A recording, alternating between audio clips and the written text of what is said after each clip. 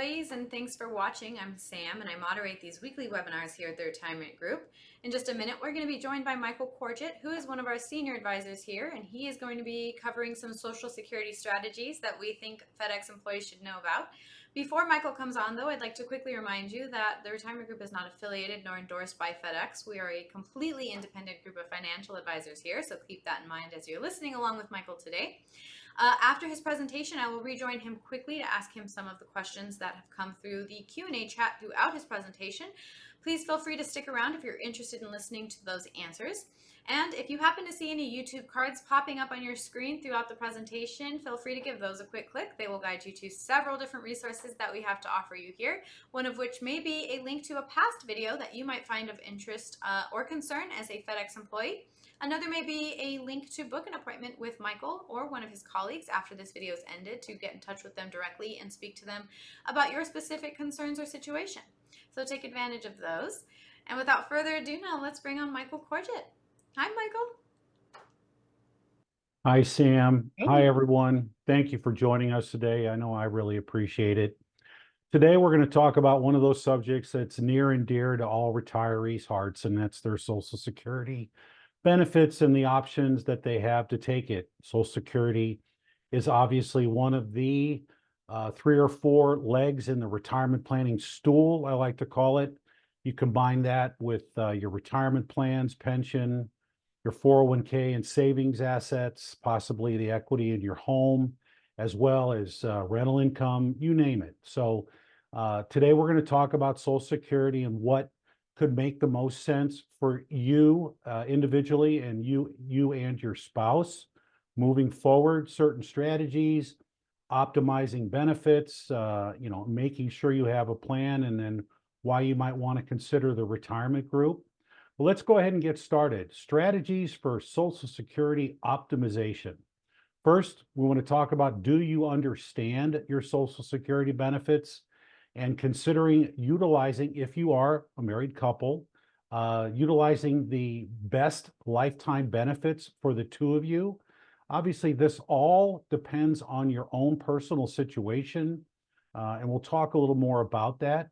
The bridging strategy, which can be very important to maximizing Social Security benefits, and then certain special considerations that you might be one of those individuals. So understanding your Social Security benefits.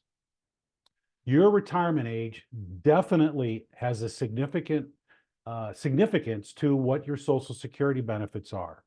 You could start as early as the age of 62 and maximize your benefits at the age of 70. Now, individuals that were born in 1957, which makes them somewhere in their 66 to 67 years of age this year, their maximum benefits are all over the board, as there's a big swing. At age 62, it's $2,710 a month, all the way up to age 70, $4,873 a month. And at full retirement age, 67, it's $3,822 a month. A significant difference depending on when you choose to take your Social Security benefits. So trying to maximize those benefits as part of your overall plan is obviously very important, because this is a lifetime benefit that does have a cost of living built into it. And that cost of living can be significant. Most Social Security recipients saw that in the past couple of years with inflation so high. By the way, these are the maximum benefits at these given ages. These are the most an individual could get at 62, 67, or at age 70, okay? Ideally, a spouse should claim their benefits at an age that maximize their combined benefits. But your retirement ages can make a big difference, and that as far as when do you want to claim your Social Security benefits? Discuss a simple example. Let's say you get a chance to retire either prior to or at age 62. Okay, do you want to start your Social Security benefits early? You're going to take a hit, a big haircut, if you do choose to take them early. And also, if you choose to work and you chose to start your Social Security benefits, you have to worry about the income limits which for this year are just a little bit more than $22,000 a year. With that said, you start your Social Security early and you do work a part-time job and your income exceeds that limit, you will begin to start to lose Social Security benefits. So what's the point? Why would you want to do that and start Social Security and lose those benefits with that part-time job? So it might benefit you, and I'll talk about that here momentarily in the bridging strategy, is just, hey, work the part-time job and delay your Social Security benefits to a later date where you'll get more money per month at that time.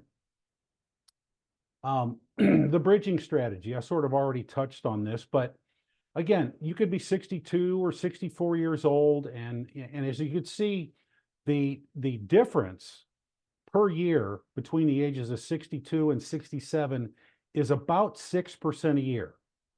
Basically, each year that you choose to wait, your overall monthly benefit will go up by 6%. It's a 30% haircut from 67 down to 62.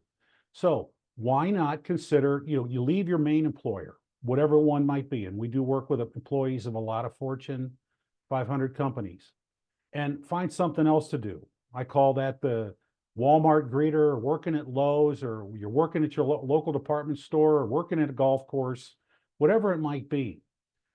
Use that supplemental income along with your pension if you have one, and money from your own savings to bridge the gap to a point in your life where it might make more sense to start your Social Security later in life.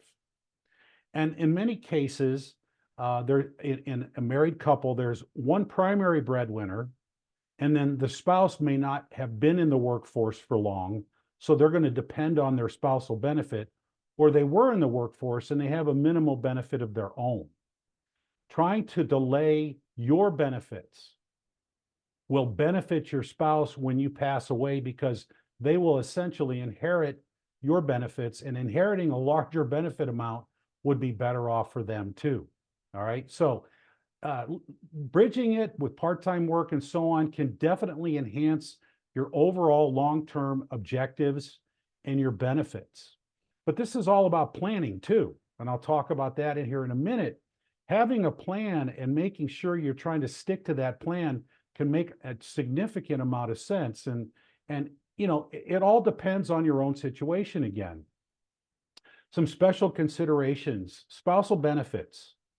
Every spouse is entitled to a 50% benefit from the primary wage earner in the household.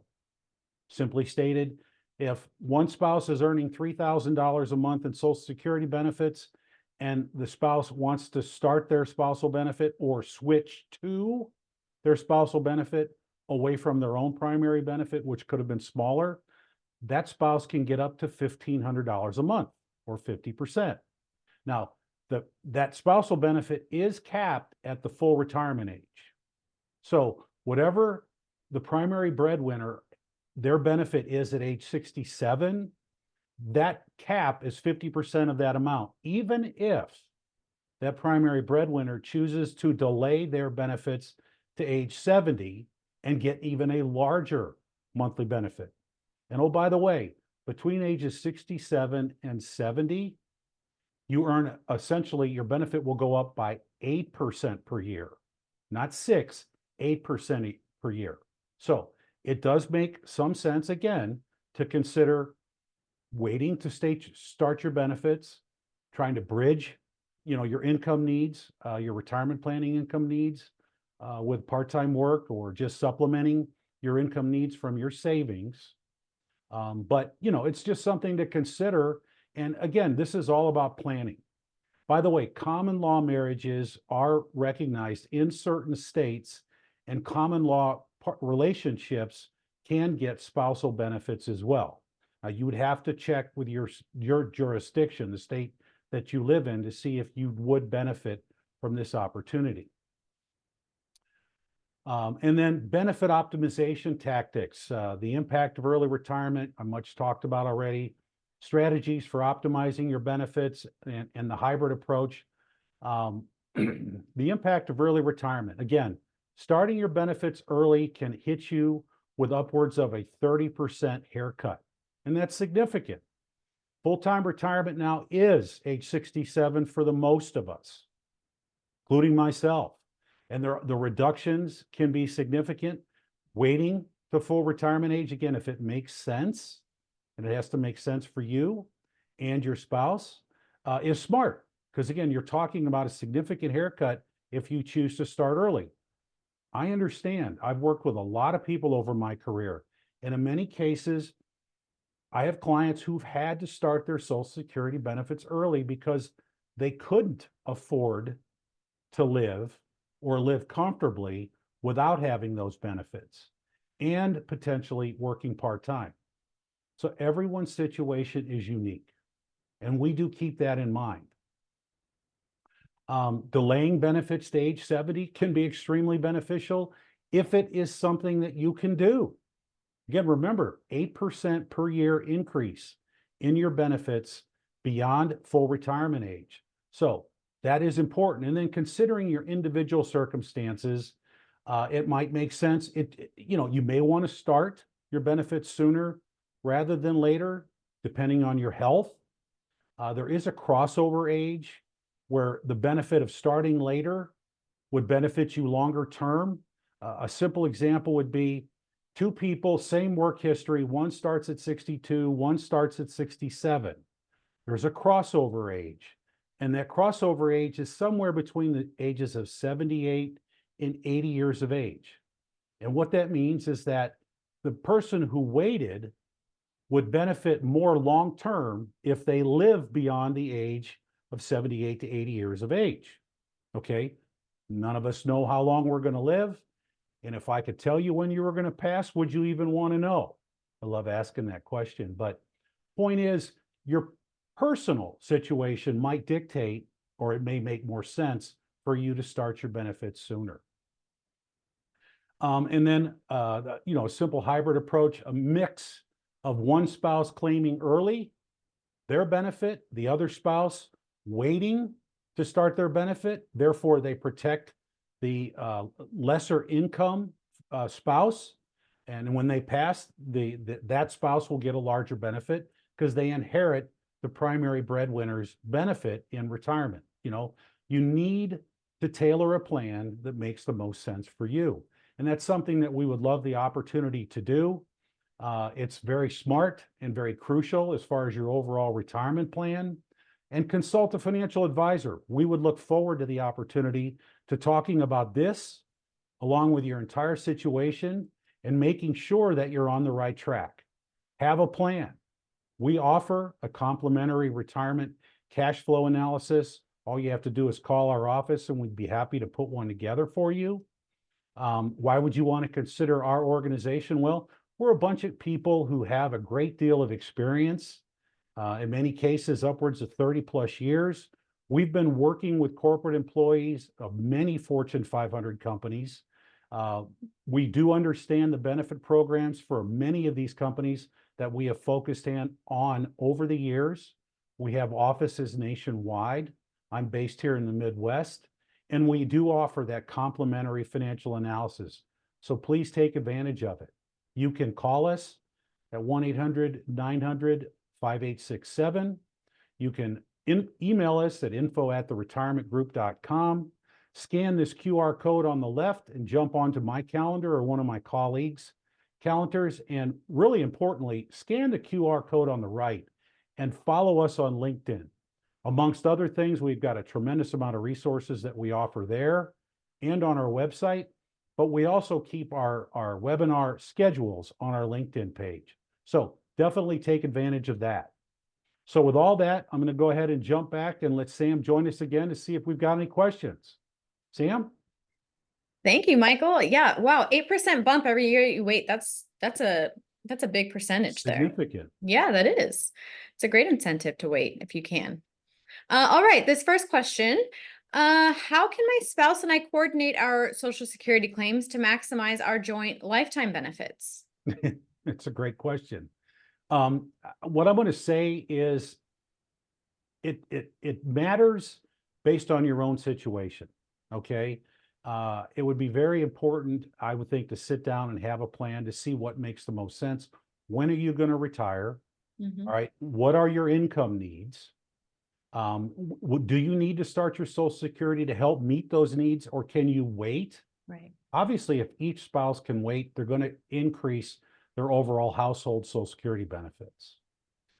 But there's no one stand pat answer to that question. I mean, the obvious answer is the longer that you both can wait, the better off you're going to be. But taking a look at your own situation and letting us or some financial advisor put a plan together and discuss it with you would definitely be beneficial. All righty. Thank you. Next one.